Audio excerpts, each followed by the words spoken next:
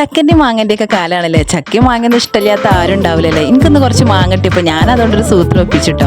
അപ്പോൾ അത് നിങ്ങളും കൂടി കാണിക്കാമെന്ന് വിചാരിച്ചു. ഒരു കുടുക്ക കണ്ട് എടുത്തിട്ട് ആ മാങ്ങ നല്ലോണം കഴുകിയിട്ട് അതിൻ്റെ 4 ഭാഗം കണ്ട് കീറി എന്നിട്ട് അതിലേക്ക് കുറച്ച് ശർക്കര എന്ത് ചെയ്തു കുത്തി പൊടിച്ച് അങ്ങോട്ട് ഇട്ടു കേട്ടോ. വലിയ കഷ്ണങ്ങളേന് ഞാൻ എന്ത് ചെയ്തു അമ്മയും കൂടി എടുത്ത് കാണാൻ നല്ലോണം പൊടിച്ച് കണ്ട് ശർക്കരയൊക്കെ കണ്ട് വെതറിയിട്ടോ.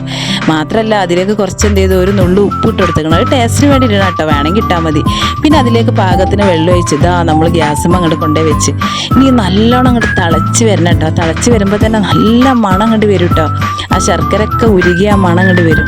മണം കേൾക്കുമ്പോൾ തന്നെ നമുക്ക് അപ്പം ഇന്ന് കൈയിട്ട് വാരി തിന്നണം എന്നൊക്കെ തോന്നും. പക്ഷെ അപ്പം ആരും കൈയിട്ട് വാരി തിന്നരുത് കേട്ടോ, എന്നാൽ വായും പൊള്ളും കൈയും പൊള്ളും. അപ്പോൾ എന്തായാലും ഇതാ നല്ലോണം ഉരുകി വന്നിട്ടുണ്ട്.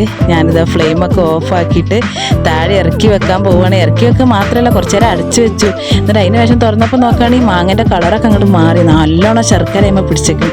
ഇനി നമുക്കിത് ഓരോന്നും ഇങ്ങനെ പാത്രത്തിലെടുത്ത് വെക്കാം. കണ്ടോ മാങ്ങേൻ്റെ കളർ നോക്കി, നല്ല രസമില്ലേ കാണാൻ. ഈ മാങ്ങേൻ്റെ കളർ പോലെ തന്നെ തിന്നാൻ നല്ല ടേസ്റ്റാട്ടോ. അപ്പോൾ എല്ലാവരും ഒന്ന് ഇതുപോലെ ഒന്ന് ട്രൈ ചെയ്ത് നോക്കി. മാങ്ങ കുറേയൊക്കെ കിട്ടുമ്പോൾ എല്ലാവരും ഒന്ന് ട്രൈ ചെയ്ത് നോക്കി. പിന്നെ പുളിയുള്ള മാങ്ങ കേട്ടോ ഒന്നും കൂടി ഇത് ചെയ്യാൻ നല്ലത്.